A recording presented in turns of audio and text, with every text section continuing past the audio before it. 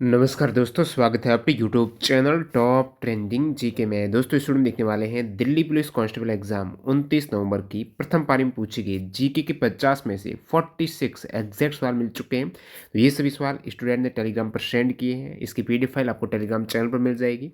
New candidate जो Telegram से नहीं जुड़े हैं, लिंक डिस्क्रिप्शन बॉक्स में क्लिक करके जरूर ज्वाइन कर लेना। तो फिलहाल देखने वाले हैं 29 नवंबर के प्रथम पारी में पूछे गए सभी लगभग जीके के सवाल। उसके बाद आपको कल मॉर्निंग में इसका सेकंड शिफ्ट का वीडियो मिल जाएगा 29 नवंबर का। तो कंटिन्यू करते हैं। कमेंट सेक्शन में बताना आपकी कितने सवाल यहाँ से करेक्ट हो पा रहे हैं। पहला सवाल देखते हैं, भारत में जूट का पहला कारखाना कहाँ स्थापित किया गया था।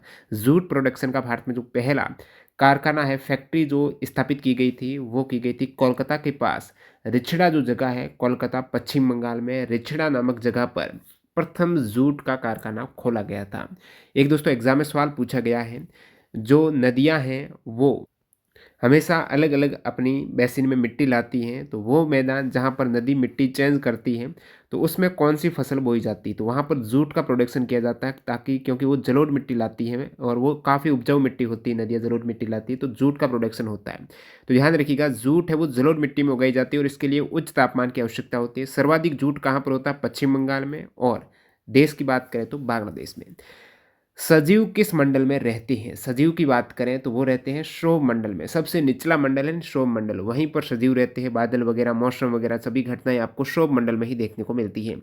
और दोस्तों मैं आपको बता दूं, जहां पर सजीव पाए जाते हैं उसे जैव मंडल कहा जाता है। पृथ्वी का वह भाग जहां पर सजीव पाए जाते हैं, जिसमें पेड़ पौधे जीव जंतु आते हैं, वो जैव मंडल कहलाता है। पौधे, जानवर, एक कोशिका वाले जीव, ये सभी जीव मंडल जैव मंडल का ही, बायोस्फीयर का ही हिस्सा है।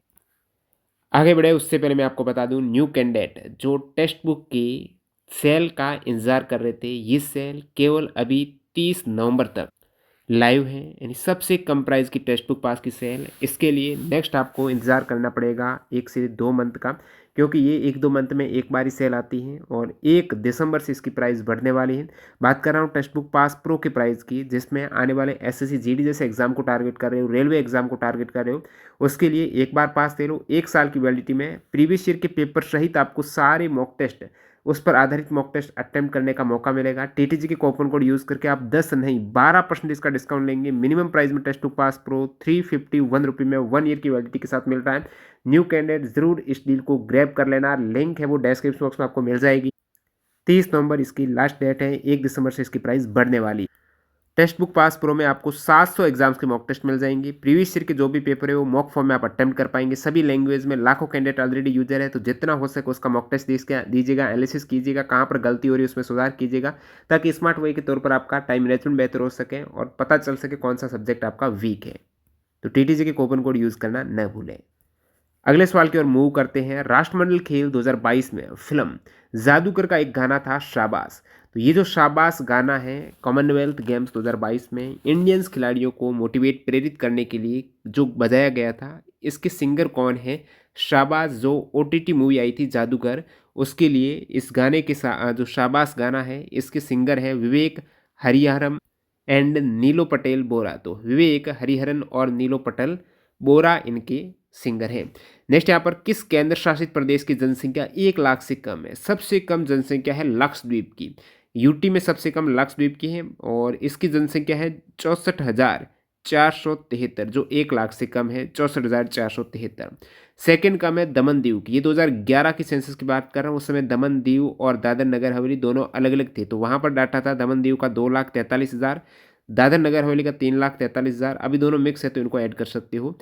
और लद्दाख का था 2,74,000। तो सबसे अधिक आप देखेंगे यूटी में पॉपुलेशन है तो दिल्ली की है, वो है दोस्तों 1,67,67,991। यहाँ पर आएगा कॉमा, कॉमा पहले 3 का आता है, फिर 2 का, फिर 2 का, ये इंडियन पत्ती के अकॉर्डिंग।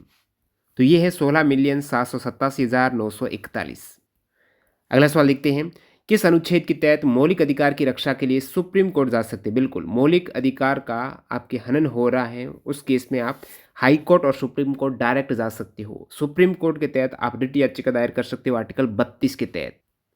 नेक्स्ट सवाल, और हाईकोर्ट में भी आप जा सकते हो, आर्टिकल 226 के तहत रिट याचिका दायर कर सकते हो फंडामेंटल राइट्स का यदि आपकी हनन होता है। कौन सा अनुच्छेद आपातकाल लगने पर भी समाप्त नहीं होते हैं? दो आर्टिकल हैं 20 और 21। ये आपातकाल लग जाते हैं उस केस में भी फंडामेंटल राइट्स है वो आपके समाप्त नहीं होंगे। तो कौन से फंडामेंटल राइट्स हैं आपातकाल के दरमियान भी समाप्त नहीं होते हैं? आर्टिकल 20 है जिसमें अपराध दोषसिद्धि के संबंध में संरक्षण है। आर्टिकल 21 है जो कि दैहिक स्वतंत्रता का अधिकार है, जीवन जीने का अधिकार है। ये दोनों समाप्त नहीं होते हैं, इनको निलंबित नहीं किया जा सकता है। ऐसा संशोधन किया गया था 44वां अमेंडमेंट 1978 में। नेक्स्ट यहाँ पर 1987 और 1992 के मध्य राष्ट्रपति कौन थे? तो राष्ट्रपति थे उस समय आर वेंकट रमन। तो भारत के जो भी राष्ट्रपति रहे हैं अब तक उनका यहाँ पर आपके सामने लिस्ट है।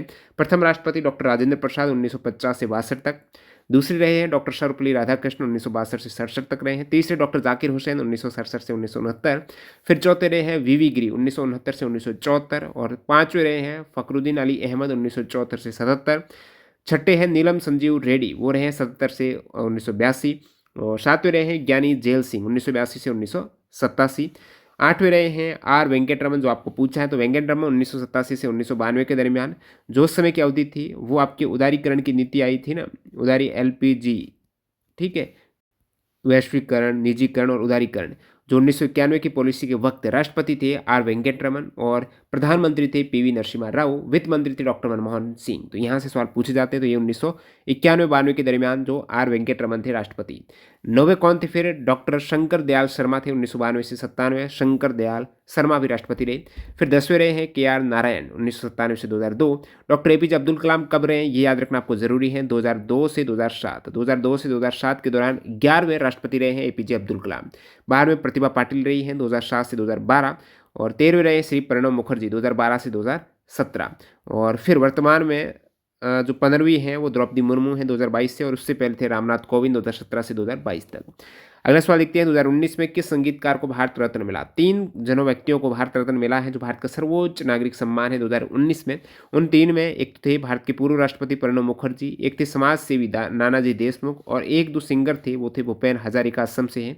इनको मिला है भारत रत्न 2019 में सिंगर कैटेगरी में। वर्नाकुलर प्रेस एक्ट किस वायसराय द्वारा पास किया गया? वर्नाकुलर प्रेस एक्ट लिट्टन के द्वारा 1878 में पास हुआ। इस एक्ट के द्वारा भारतीय भाषा में जो भी पब्लिश होता था ना न्यूज़पेपर, उस पर नियंत्रण लगाया गया कि इंग्लिश में तो कोई दिक्कत नहीं थी, लेकिन इंडियन जो लैंग्वेज, रीजनल लैंग्वेज में पब्लिश न्यूज़पेपर पर कंट्रोल किया गया 1878 के लिट्टन द्वारा वर्नाकुलर प्रेस एक्ट में।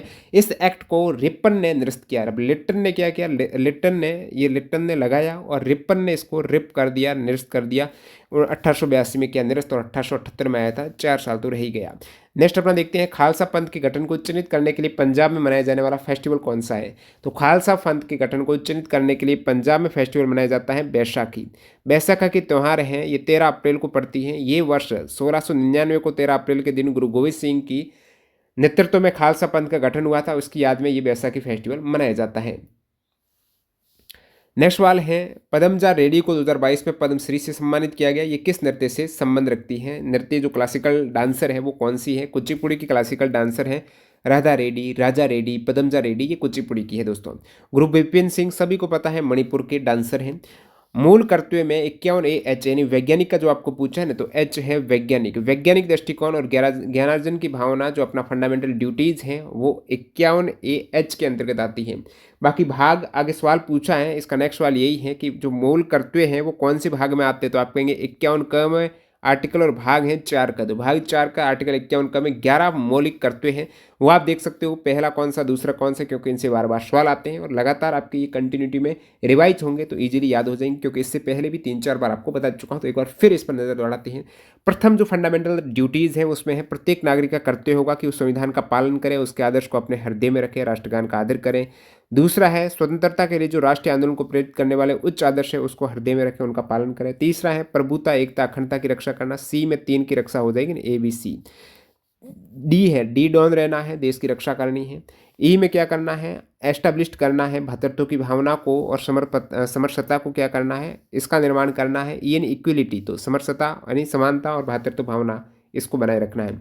एफ में क्या करना है? संस्कृति को फेल नहीं करना है, संस्कृति की गौरवशाली परंपरा का महत्व समझ के निर्माण करना है। जी में आपको पर्यावरण के आगे जी लगाना, पर्यावरण ही सबसे बड़ी पूंजी है, पर्यावरण नहीं तो अपन नहीं है, तो जी लगेगा पर्यावरण के आगे, पर्यावरण की रक्षा करो 51 का जी में। वैज्ञानिक दृष्टिकोण एच में है। आई में आपको सार्वजनिक संपत्ति की सुरक्षा करना, आई यानी मैं होता, मैं तक सीमित नहीं रहता, पूरे सार्वजनिक संपत्ति जो भी है उसकी रक्षा करनी है आपको। जे में सामूहिक और व्यक्तिगत की बात आती है, सामूहिक और व्यक्तिगत गतिविधियों के सभी क्षेत्र में उत्कर्ष की ओर बढ़ना है 51 का जे में। के में माता पिता या संरक्षक द्वारा 6 से 14 वर्ष के बच्चों हेतु प्राथमिक शिक्षा प्रदान की जाती है, जो कि शुरुआत में 10 मौलिक कर्तव्य ही ऐड किए गए थे 42वें संविधान संशोधन 1976 के तहत। 11 मौलिक कर्तव्य ऐड किया गया, वो 86 कॉन्स्टिट्यूशन अमेंडमेंट 2002 के जरिए किया गया, जो माता पिता का कर्तव्य है 6 से 14 वर्ष के बच्चों को शिक्षा देना। अगला सवाल जो बता ही दिया आपको, नेक्स्ट है राष्ट्रमंडल खेल 2022 में भारत ने कुल कितने पदक जीते। कॉमनवेल्थ गेम्स 2022 में इंडिया की रैंक रही चौथी, टोटल 61 मेडल इंडिया ने जीते, जिसमें 22, 16, 23 याद रखना है, 22 गोल्ड, 16 सिल्वर, 23 ब्रॉन्ज मेडल है। और इसका शुभंकर था 2022 के कॉमनवेल्थ गेम्स का, वो था पेरी था शुभंकर, बर्मिंघम इंग्लैंड में हुआ था। जुडो में चुई टर्म किससे संबंधित है, और चुई टर्म जो जुडो की है इसका मतलब होता है हल्का जुर्माना, तो ये पेनल्टी है एक तरीके की, प्रतियोगिता के दौरान नियमों का उल्लंघन होने पर चुई हल्का जुर्माना जारी किया जाता है इसके तहत। अब जुडो में और भी काफ़ी टर्म है, जैसे सेंसेई टर्म होता है जुडो में, जुडो का जो ट्रेनर होता है ना, प्रशिक्षक शिक्षक, वो है सेंसेई। जुडो का जो जुडो का अभ्यास करता है व्यक्ति उसे जुडो का बोलेंगे। डोजो क्या है, प्रशिक्षण हॉल या सुविधा जहाँ जुडो का अभ्यास किया जाता है, जो जगह है जुडो का जहाँ पर आप प्रशिक्षण ट्रेनिंग लेते हो वो डोजो है। जुडोगी है, जुडो की जो आप वर्दी पहनते हो वो जुडोगी है, और जुडो का है जो व्यक्ति जुडो में अभ्यास करता है, जुडोगी है उसकी वेशभूषा वर्दी। रेंडोरी है जुडो में निःशुल्क अभ्यास या स्पेरिंग। इप्पॉन है जुडो में सर्वोच्च स्कोर अक्सर सटीक थ्रो या होल्ड के लिए दिया जाता है।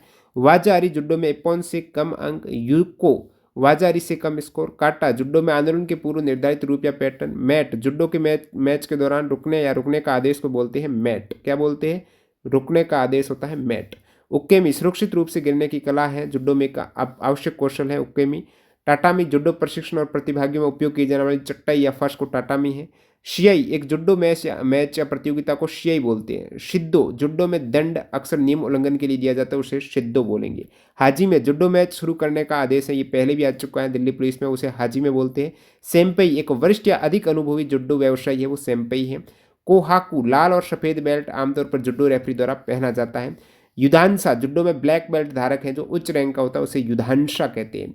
1991 में भारत सरकार ने अर्थव्यवस्था का उदारीकरण क्यों किया। उदारीकरण का मतलब है विदेशी कंपनियों को आमंत्रण दिया गया नियमों में ढील देकर। उदारीकरण का मतलब है इन्वेस्टमेंट बढ़ाना, नियम जो टैक्स वगैरह लिए जाते हैं उसको कम करके, टैक्स को समाप्त करके, नियमों में ढील देकर जो उसको एक तरीके से इन्वेस्टमेंट के लिए आकर्षित करें, ऐसे नियम बनाकर उदारीकरण की नीति लाई जाती है। तो कारण क्या था 1991 से पहले क्या था, न्यूनतम विदेशी मुद्रा भंडार। भारत के पास बिल्कुल विदेशी मुद्रा रह ही नहीं रही थी आयात करने के लिए चीज़ों को, तो वहाँ पर उस केस में यहाँ पर इन्वेस्टमेंट विदेशी पैसा लाया गया बाजार में, उदारीकरण की नीति लाकर, वैश्वीकरण की नीति लाकर, निजीकरण की नीति लाकर। तो मुद्रास्फीति की दर को नीचे लाना और भुगतान असंतुलन को दूर करना इसका मुख्य उद्देश्य था। अगला सवाल देखते हैं यहाँ पर, किस नदी परियोजना का संबंध प्रथम पंचवर्षीय योजना से नहीं था। तो प्रथम पंचवर्षीय योजना में कौन सी नदी परियोजना नहीं है, तो प्रथम में भाखड़ा है, हीराकुंड है, मेटूर बांध है, दामोदर घाटी है। ये सिंचाई परियोजना प्रथम जो पंचवर्षीय योजना उसमें शुरू की गई थी, भाखड़ा, हीराकुंड, मेटूर, दामोदर, इसके अतिरिक्त जो भी था करेक्ट कर सकते थे। इंदिरा सागर बांध किस राज्य में एक बहुउद्देशीय बांध परियोजना है। इंदिरा सागर बांध है मध्य प्रदेश में। और दोस्तों इंदिरा गांधी नहर है, वो है राजस्थान की प्रमुख नहर है, हरी के बांध से निकलती है ये नहर। और इंदिरा सागर डैम है मध्य प्रदेश में, नर्मदा नदी पर बनाया गया। नेक्स्ट यहाँ पर दादर नगर हवेली की महिला साक्षरता कितनी है। दादर नगर हवेली जो विमन लिटरेसी रेट पूछे, इसका सवाल पूछने की वजह यह है कि महिला साक्षरता सबसे कम जो यूटी है ना वो दादर नगर हवेली की है। यूटी में सबसे कम महिला साक्षरता है। कितने टफ सवाल पूछ रहे हैं, बिल्कुल अंदर डीप में जाकर महिला साक्षरता में। आगे एक और इसका बहुत टफ सवाल है, उसका आंसर नहीं मिल रहा था मेरे को, तो वही बताऊंगा जो सेंसस का है। 64.32% है दादर नगर हवेली की महिला साक्षरता। सबसे अधिक महिला साक्षरता यूटी में लक्षद्वीप की है 87.95, और ओवरऑल राज्यों में केरला की है सबसे अधिक महिला साक्षरता, उसके बाद मिजोरम। चौथा पंचवर्षीय योजना में कितने बैंकों का राष्ट्रीयकरण किया गया है। चौथी पंचवर्षीय योजना में दोस्तों टोटल 14 बैंकों का राष्ट्रीयकरण किया गया है। चौथी पंचवर्षीय योजना यानी 1969 से 1974 के दौरान, आपको पता होगा 1969 में ही 14 बैंकों का राष्ट्रीयकरण किया गया, प्राइवेट बैंकों। तो यहाँ पर बैंकों का राष्ट्रीयकरण की बात करें भारत में, तो शुरुआत आरबीआई का सबसे पहले राष्ट्रीयकरण किया गया 1 जनवरी 1949 को आरबीआई का राष्ट्रीयकरण किया गया, यानी भारत सरकार के स्वामित्व में आ गई। भारत सरकार के पास उसका स्टैक है 50% से ज़्यादा हो गया, वो आपका राष्ट्रीयकरण है। और तो यहाँ पर राष्ट्रीयकरण में 14 वाणिज्यिक भारतीय बैंकों का राष्ट्रीयकरण किया गया, वो 1969 में 19 जुलाई को किया गया। और सबसे पहले आरबीआई का हुआ 1949 में। तो 50 करोड़ रुपए से अधिक जमा वाले 14 वाणिज्यिक बैंकों का राष्ट्रीयकरण 19 जुलाई 1969 को हुआ। इन 14 बैंक में काफी बार पूछा जाता है कौन सी बैंक नहीं है, तो ध्यान रखना है 14 बैंक में इलाहाबाद बैंक का हुआ राष्ट्रीयकरण, केनरा का हुआ, UCO United bank of UBI United bank of India, UCO bank का भी हुआ, सिंडिकेट बैंक का हुआ, इंडियन ओवरसीज बैंक का हुआ, Bank of Baroda, Punjab National Bank, Bank of India, Bank of Maharashtra, Central Bank of India, Indian Bank, Dena Bank, Union Bank, total 14 bank का राष्ट्रीयकरण हुआ। अब उसके बाद भी 6 बैंकों का राष्ट्रीयकरण हुआ, वो 1980 में हुआ। 1980 में 6 बैंकों का राष्ट्रीयकरण हुआ, उसमें Vijaya Bank, Punjab and Sind Bank, Oriental Bank of Commerce, New Bank of India, Corporation Bank Limited, Andhra Bank, ये 6 बैंकों का 1980 में हुआ। अकबरनामा किसने लिखा? अबुल फजल ने दोस्तों अकबरनामा लिखा था। अकबरनामा अबुल फजल ने। बाबरनामा, जैसे तुझ के बाबरी कहते हैं, सम्राट बाबर की आत्मलेखनी जीवनी है, उन्होंने चगताई तुर्की में लिखी थी बाबरनामा, जहाँ से सवाल आता है किस भाषा में लिखी है। हुमायूं नामा है, हुमायूं नामा गुलबदन बेगम ने लिखी है, जो बाबर की पुत्री थी, हुमायूं की बहन थी। और शाहजहां नामा की बात करें तो ये इनायत खान के द्वारा लिखी गई है। पातशाह नामा के रचयिता अब्दुल हमीद लाहौरी हैं। नेक्स्ट अपना सवाल देखते हैं, अप्सरा उपन्यास किसने लिखा? तो ये निराला का उपन्यास है, सूर्यकांत त्रिपाठी निराला का उपन्यास है अप्सरा उपन्यास। नेक्स्ट यहाँ पर रोड्स टू मसूरी पुस्तक के लेखक कौन है? रोड्स टू मसूरी ये रस्किन बॉन्ड की बुक्स है। रस्किन बॉन्ड के अन्य पुस्तक आप देखेंगे, the room on the roof, काफी बार एग्जाम आ चुका, the room on the roof, छत के ऊपर रूम, वो रस्किन बॉन्ड की ही बुक है। Vagrants in the Valley, Rusty Runs Away, A Flight of Pigeons, The Sensualist, The Panther's Moon, Once Upon a Monsoon Time, The Room on the Roof और Roads to Missouri important है, Ruskin bond की ही books हैं। किरण देसाई की book से भी सवाल पूछा हुआ already, the inheritance of loss, ये किरण देसाई की बुक्स हैं। इसके अतिरिक्त किरण देसाई की इंडिया पैक किरण देसाई की है। हल्लाबू इन द ग्वाला ऑकर्ड, ये भी किरण देसाई की। अमिश त्रिपाठी की बुक्स में वॉर ऑफ लंका और द इमार्टल्स ऑफ महलुआ का एग्जाम आ चुका है। इमार्टल्स ऑफ महलुआ अमिश त्रिपाठी की बुक्स हैं। नेक्स्ट यहाँ पर सवाल है, ऋग्वैदिक काल में किला तोड़ने वाला देवता किसे कहा जाता है? तो ऋग्वैदिक काल में किला तोड़ने वाला देवता किसे कहा गया है? इंद्र देवता को किला तोड़ने वाला देवता कहा गया है। इंद्र पुरंदर हैं, जो कि बारिश के राजा मानते हैं भगवान इंद्र को, तो उनको माना गया है किला तोड़ने वाला देवता। तूफान के देवता किसे कहा जाता है? ऋग्वैदिक काल में मरुत को कहा जाता था तूफान के देवता। देवताओं के संगीतकार थे उस समय गंधर्व। अश्विनी थे देवताओं के चिकित्सक। रुद्र थे एक धनुष्वाणधारी देवता जिनकी क्रोध से रोग फैलता था। उषा भोर की देवी। अदिति देवताओं की माता। अरण्यानी ये वन देवी थी। सरस्वती नदी की देवी। वेम्पति चना सत्यम का संबंध किस शास्त्रीय नृत्य से है? वेम्पति चना सत्यम कुचिपुड़ी डांसर है। भारत ने ओलंपिक में हॉकी में पहला पदक कब जीता था? हॉकी में दोस्तों 1928 में एम्स्टर्डम में पहला पदक हॉकी का जो आया है ना ओलंपिक में, वो 1928 में आया था एम्स्टर्डम ओलंपिक में। फील्ड हॉकी में भारत की अब तक टोटल जो 8 गोल्ड आए हैं, वो कब कब आया आपको जानना जरूरी है। 1928 के एम्स्टर्डम में आया, 1932 के नेक्स्ट 4 साल बाद 32 में लॉस एंजल्स में आया, और नेक्स्ट 4 साल बाद 1936 के बर्लिन में। 28 से शुरुआत हुई, 32-36 कंटिन्यू आया।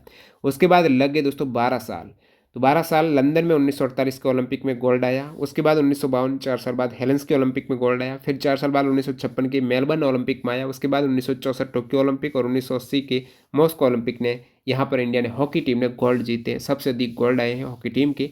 उसके बाद व्यक्तिगत सबसे पहला गोल्ड अभिनव बिंद्रा ने 2008 के बीजिंग ओलंपिक में मेंस 10 मीटर एयर राइफल में आया। एथलेटिक्स में सबसे पहला गोल्ड नीरज चोपड़ा ने 2020 के टोक्यो ओलंपिक जेवलिन थ्रो में गोल्ड जीता।